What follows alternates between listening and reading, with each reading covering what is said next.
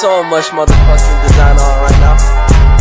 Break it down, bring it back, make it clap. I got 3 old thoughts, new guap, where that thing. Bitches on my line, and you know A few moments later.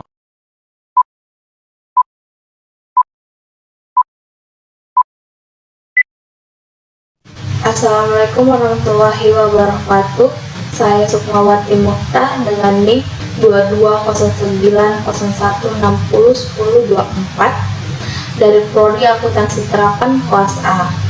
Saya akan menjelaskan mengenai pengujian hipotesis komparatif sampel kecil. Adapun tugas ini untuk memenuhi tugas ujian tengah semester mata kuliah statistik inferensial. Adapun materi yang akan saya bahas yaitu mengenai pengertian hipotesis komparatif dan sampel kecil, yang kedua karakteristik distribusi T, yang ketiga pengujian mean suatu populasi, yang keempat membandingkan dua mean populasi, dan yang kelima pengujian observasi berpasangan. Baik, langsung saja kita ke materi yang pertama yaitu pengertian hipotesis komparatif. Hipotesis komparatif adalah pengujian hipotesa dengan perbandingan di mana jawaban sementara terhadap rumusan masalah yang mempergunakan metode penelitian komparatif, sehingga adanya dugaan sementara terhadap perbandingan nilai antara dua sampel atau lebih tersebut. Perlu dilakukan pengujian untuk mendapatkan hasil penelitian yang tepat. Jadi, pada dasarnya, hipotesis komparatif hanya sekedar membedakan dan tidak sama sekali memperhatikan hubungan antar variabel. Selanjutnya, pengertian sampel kecil. Sampel kecil merupakan sampel yang jumlahnya kurang dari 30 sehingga memiliki standar deviasi berfluktuasi relatif besar. Oleh karena itu, untuk sebarang distribusi sampel kecil perlu dikembangkan suatu distribusi khusus yang dikenal sebagai distribusi T atau T-student. Adapun uji statistik distribusi T yaitu T sama dengan expect dikurang new per S dibagi akar N, yang dimana expect adalah rata-rata sampel, new adalah rata-rata hipotesis, dan S adalah standar deviasi sampel, dan akar N adalah jumlah sampelnya. Distribusi T yaitu 1 merupakan distribusi kontinu, 2 berbentuk lonceng dan simetris, ketiga hanya ada satu keluarga distribusi normal standar set, tetapi terdapat suatu keluarga distribusi T. Setiap kali ukuran sampel berubah, peneliti harus membuat distribusi T yang baru. Yang keempat, distribusi T lebih menyebar dari pusat daripada distribusi set. Karena distribusi T lebih menyebar dibanding distribusi set, nilai kritis T untuk tarik signifikansi tertentu akan lebih besar daripada distribusi set yang bersesuaian.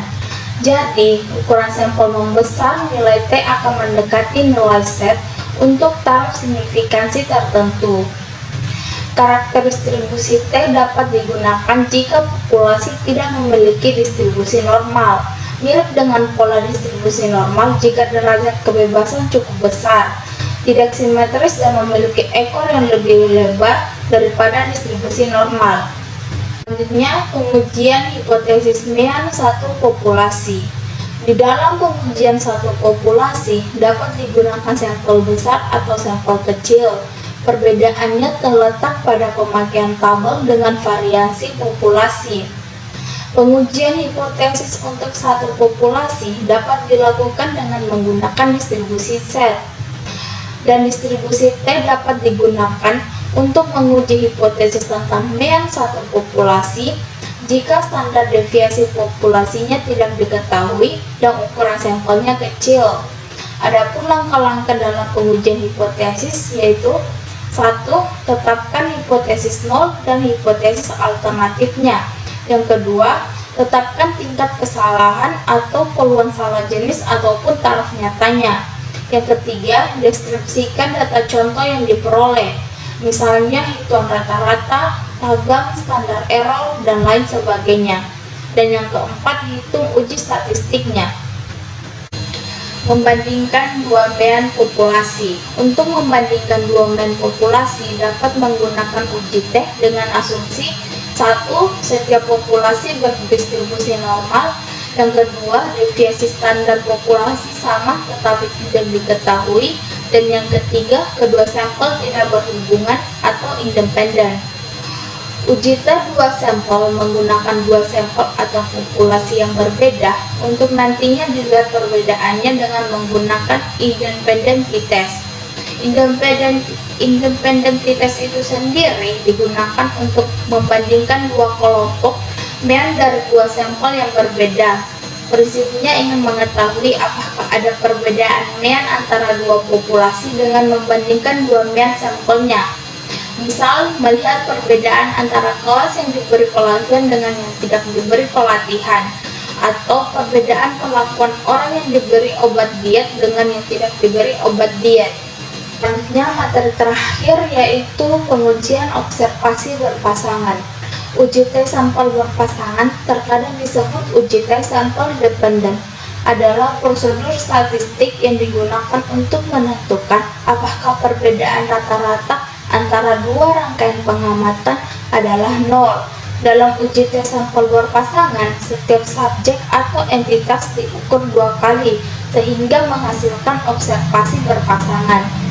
Uji teh berpasangan atau pairing t-test adalah salah satu metode pengujian hipotesis di mana data yang digunakan tidak bebas, yang dicirikan dengan adanya hubungan nilai pada setiap sampel yang sama.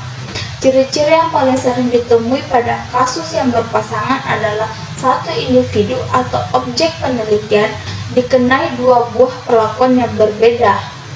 Walaupun menggunakan individu yang sama, tetapi memperoleh dua macam data sampel, yaitu data dari perlakuan pertama dan data dari perlakuan kedua.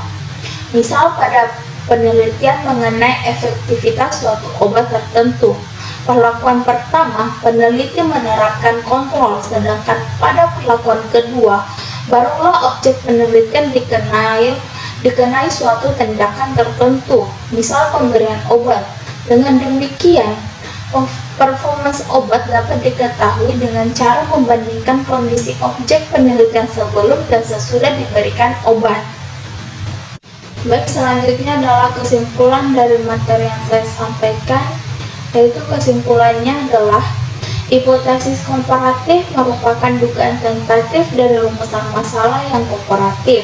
Itu artinya variabelnya sama, hanya saja sampel, populasi, dan kondisinya yang berbeda. Sampel kecil merupakan sampel yang jumlahnya kurang dari 30, sehingga untuk sebaran distribusi sampel kecil perlu dikembangkan suatu distribusi khusus yang dikenal sebagai distribusi T atau T-student.